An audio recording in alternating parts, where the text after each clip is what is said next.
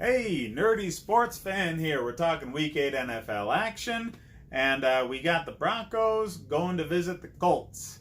Now, this is a really good team that people maybe weren't as high on because of off-season stuff, going up against a really bad team that people were probably too high on because of their off-season stuff.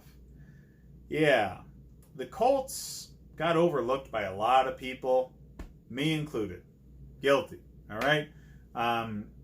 When Luck decided to retire, we kind of forgot that he hadn't practiced with the team at all.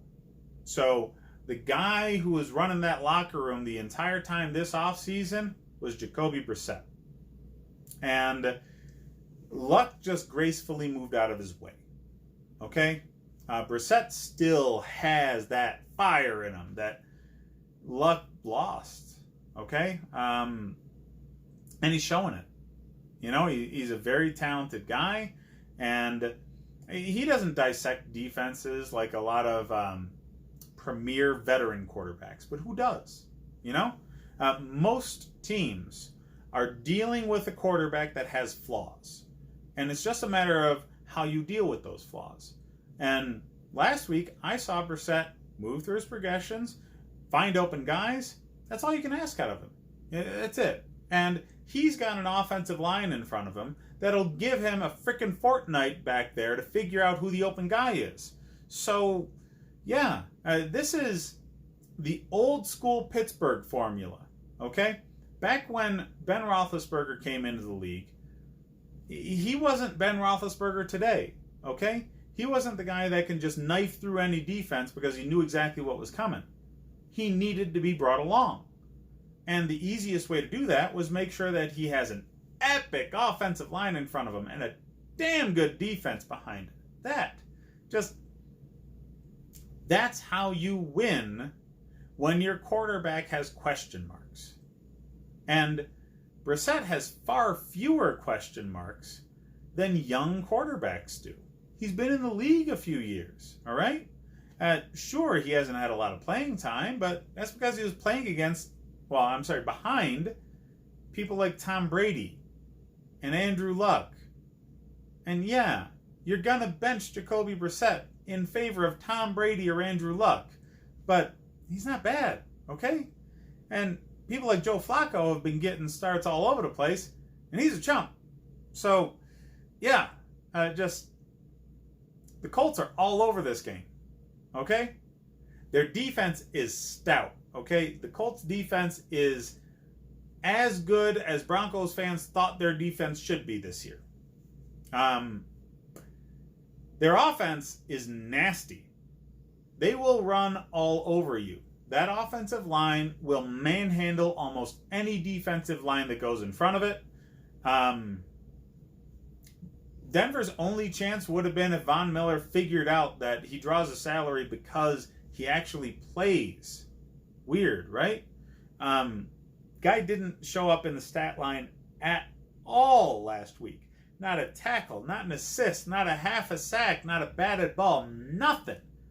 Goose-egged. This guy is one of the highest paid defensive players in the league. Didn't do a damn thing for that paycheck last week. So, until that gets fixed, I don't see this Bronco team doing much of anything. They need to be a strong defense. That's what Vic Fangio wants to do with this team. Defense, defense, defense. Run the ball. Manage your turnovers. Joe Flacco's not played bad for what he's being asked to do. He's doing exactly what he's been asked to do. He just doesn't have the backup that he's supposed to get. He's supposed to have a nasty defense.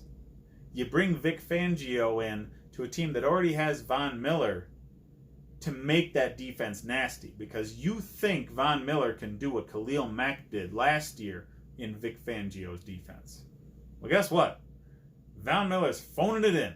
So, since they don't have actual depth on that defense like they had in Chicago, they needed Von to step up and play like his former defensive MVP self. Not happening. So, Bronco fans, all your best players are going to get traded away. Or at least they should. Because you need to start over from scratch. This roster ain't doing it. Jed is in the talented guys that have a name and that you can get something for, and get the young kids out there. Okay? Start nobody from Denver. Nobody. The only person from Denver that would have been worth it would have been Royce Freeman or Phillip Lindsay. And against this defense, those guys ain't going to do jack.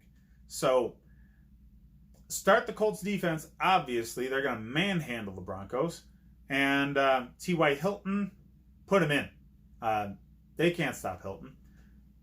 Marlon Mack, he's going to go off. Denver's weakest part of a bad defense is their run defense. And with this offensive line, they're just going to take advantage of that all game. All game. Marlon Mack's going to go off. He's a top 5 running back start this week. So Hilton's got to be in there. Mack's got to be in there. Brissett, he's tickling that range of where you want to start him. And it's bye week season. So chances are somebody's on the bench right now or injured, Pat Mahomes. And you should be starting Brissett because he's going to throw up some numbers here and there, and he can run the ball. So, a quarterback getting a rushing touchdown usually means 25-plus points for that quarterback. So put Brissett in there for your filler. You're not going to be upset with it. The line in this game, 6 points in favor of the Colts. That's bogus. They're going to win by 10-plus. So put your money on the Colts. You will not be sorry. Hit up the rest of the videos I got for more fantasy football advice. Check out the Nerdy Sports Fan Weekly for more in-depth coverage of some more recent NFL news.